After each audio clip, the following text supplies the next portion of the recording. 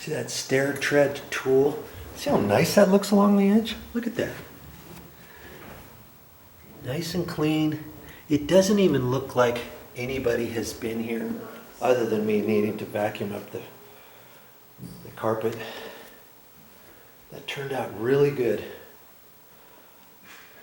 And I was surprised he had to pull this up, but hey, it didn't really take him that much longer to finish tightening up down over here to get that pucker that was right there, because once you stretch that, it's going to throw a little pucker somewhere else. And he peeled up that corner, kind of came back this way a little bit. You see how they fixed that? Once I get this room all vacuumed up, it'll be just fine. He's working in the other room diligently on the other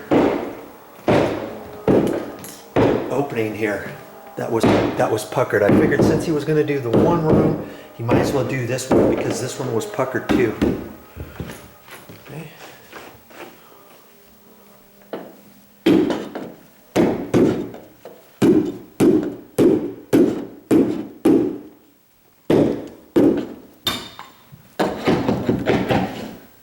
And he had pulled this up. He's got to pooch that down still.